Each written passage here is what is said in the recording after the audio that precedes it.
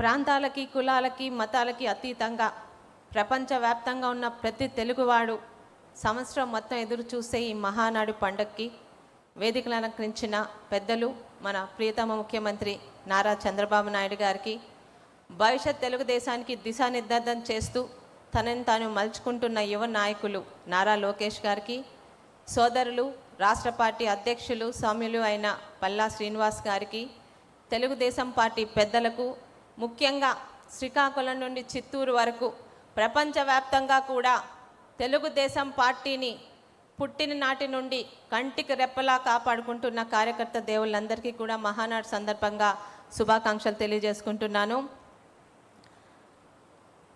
తెలుగుంటి మహిళకు తెలుగింటి ఆడబడుచొనొక స్థానం కల్పించి మహిళా సాధికారతకి అత్యతన ప్రాధాన్యత ఇచ్చిన సందర్భంగా, ముఖ్యంగా సమాజంలో నిర్మాణంలో మహిళల పాత్ర అపారమైనది.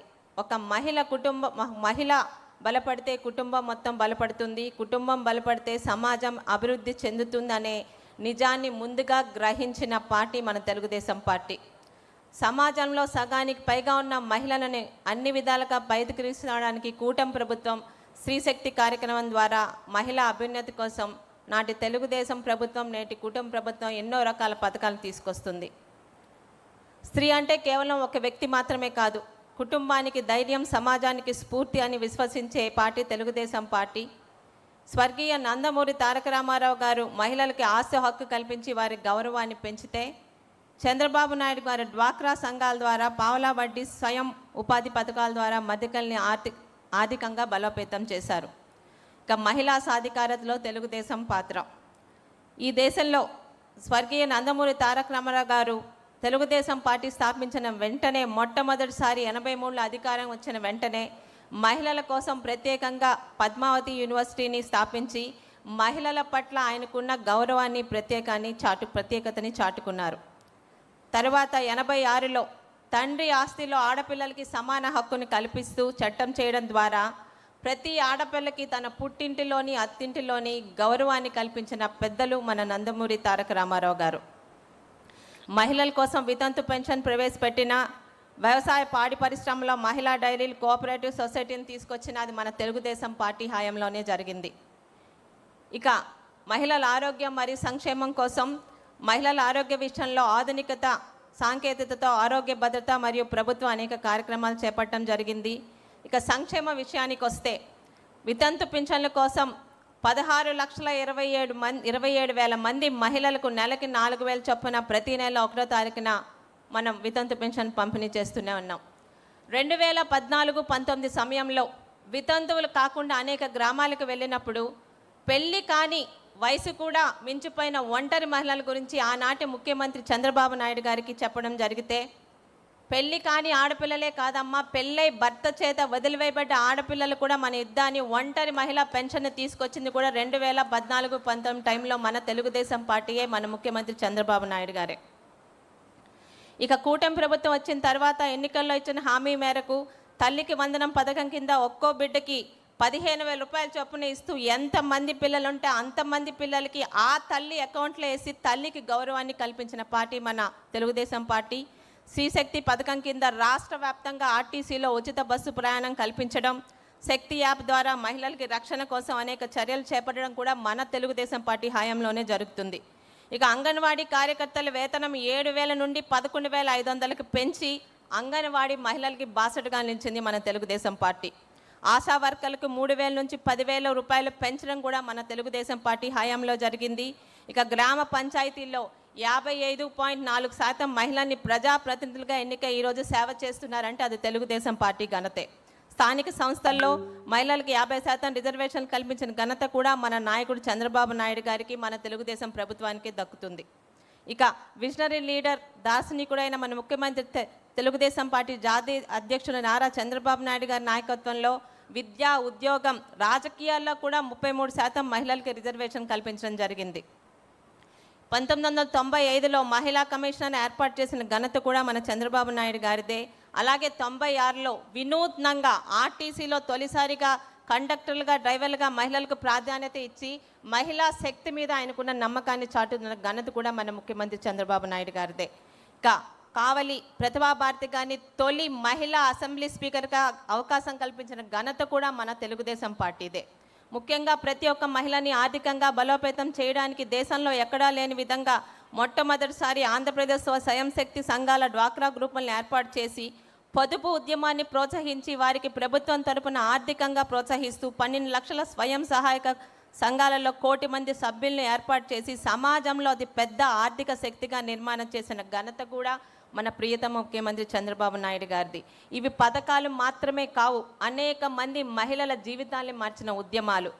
స్వయాన ఆనాటి అమెరికా అధ్యక్షుడైన బిల్ క్లింటన్ సరసన ఒక డ్వాక్రా మహిళను కూర్చోబెట్టి మహిళా సాధికారత పట్ల ఆయనకున్న నిబద్ధతను చాటుకున్న ముఖ్యమంత్రి మన నారా చంద్రబాబు నాయుడు గారు.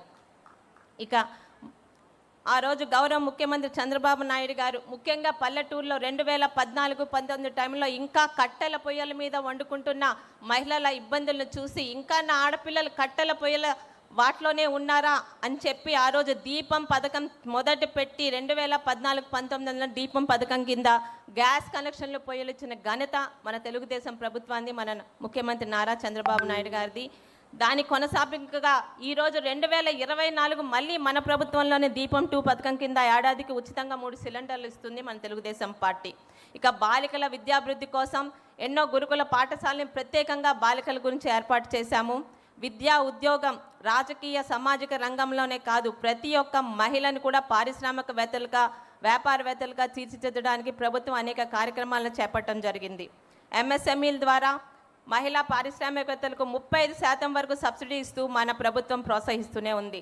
ఈరోజు ఈ విషయంగా గత గవర్నమెంట్లో ఉన్న మన మాజీ ముఖ్యమంత్రి గారి గురించి ఒక విషయం చెప్పాలండి.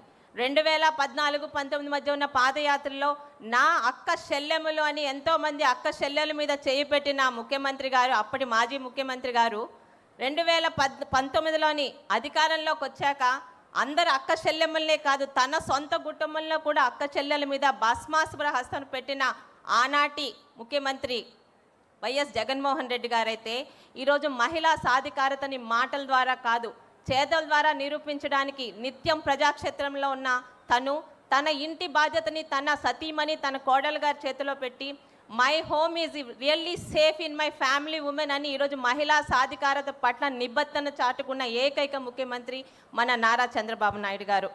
ఇక మహిళల భద్రత, టీడీపీ పోరాటం. ఈ ఒక రాష్ట్ర ప్రగతిని అంచనా వేయాలంటే అక్కడి మహిళలు ఎంత భద్రంగా ఉన్నారో మనం చూడాలి. టీడీపీ మహిళల గౌరవం, భద్రత, సాధికారత కోసం మహర్నిశలు పోరాడుతున్న పార్టీ. మహిళా సాధికారత అన్నది కేవలం ఒక నినాదం కాదు, అది టీడీపీ మేనిఫెస్టోలోని ప్రాథమిక సిద్ధాంతం కూడా. అరాచక శక్తుల మీద రాజీ లేని పోరాటం చేస్తూ ఈ డిజిటల్ యుగంలో కూడా కొత్త తరానికి భరోసా ఇస్తూ ముందుకు సాగుతుంది మన తెలుగుదేశం పార్టీ. ఇక బాలల భద్రత, బాల వివాహాలు, మానవ అక్రమ రవాణా నివారణకు కఠిన చర్యలు తీసుకుంటూ మహిళల భద్రత సహాయం కోసం 1 స్టాప్ సెంటర్లు, శక్తి సదనాలు, న్యాయ సహాయం, కౌన్సిలింగ్ సేవలతో భద్రత కల్పిస్తుంది. ఇక ఆడబిడ్డల ప్రాధాన్యత. రాజకీయాల్లో మహిళలకు గౌరవం, అవకాశాలు, ఆత్మగౌరవం కల్పించిన పార్టీగా తెలుగుదేశం పార్టీ. మహిళలను కేవలం ఓటర్లుగా కాదు నవ సమాజ నిర్మాణకర్తలుగా భావించి మన తెలుగుదేశం పార్టీ పనిచేస్తుంది. గడిచిన 2014-2024 ఎన్నికల్లో మహిళలకు అత్యధిక సీట్లను ఇచ్చి 22 మంది శాసనసభ్యులు, ఎంపీలు మరియు మంత్రులుగా ఈరోజు మన ప్రభుత్వంలో ఉన్నారు అంటే అది తెలుగుదేశం పార్టీకి, నారా చంద్రబాబు నాయుడు గారికి మహిళల పట్ల ఉన్న నిబద్ధత. ఇక రాజకీయాల్లో మహిళల భాగస్వామ్యం పెరగకుండా నిజమైన సమానత్వం సాధ్యం కాదు అని మన టీడీపీ పార్టీ నమ్మకం. మహిళలకు శాసనసభలో, పార్లమెంట్లో, స్థానిక సంస్థల్లో తగిన ప్రాధాన్యత రావాలని తెలుగుదేశం పార్టీ ఎప్పటి నుండో మద్దతు ఇస్తుంది. మహిళలకి 33% రిజర్వేషన్ కల్పించి వారిని నిర్ణయ ప్రక్రియల్లో సమాన భాగస్వాములుగా నిలబెట్టడమే తెలుగుదేశం పార్టీ లక్ష్యం. ఇది కేవలం సంఖ్యాపరమైన మార్పు మాత్రం కాదు, దేశ విధానాల్లో మహిళల స్వరం బలపడే కీలక సంస్కరణ కూడా. తెలుగుదేశం పార్టీ మొదటి నుండి మహిళా రిజర్వేషన్ బిల్లుకు కట్టుబడి ఉంది. 96లో నాటి దేవగౌడ ప్రభుత్వంలో తొలిసారిగా మహిళా రిజర్వేషన్ బిల్లును ప్రవేశపెట్టిన నాటి నుండి నేటి ఎన్డీఏ ప్రభుత్వం వరకు తెలుగుదేశం పార్టీ మహిళా రిజర్వేషన్ బిల్లుకు తన మద్దతు తెలియజేస్తూనే ఉంది. స్త్రీ శక్తి బలపడితేనే రాష్ట్రం బలపడుతుంది, మహిళలు ఎదిగితేనే ప్రపంచం ఎదుగుతుంది అని, సమాజం ముందుకు సాగుతుందని నమ్మి ముందుకు సాగుతున్న తెలుగుదేశం పార్టీలో మహిళా సాధికారతకి మాటల్లో కాదు చేతల్లో అమలు చేస్తున్న మన టీడీపీ పార్టీలో ఇటువంటి ప్రాధాన్యత గల మహిళా శక్తి తీర్మానాన్ని ప్రవేశపెట్టే అవకాశం నాకు కల్పించిన పెద్దలందరికీ మరొకసారి ధన్యవాదం తెలుపుకుంటూ సెలవు తీసుకుంటున్నాను. జై తెలుగుదేశం, జై చంద్రబాబు నాయుడు గారు.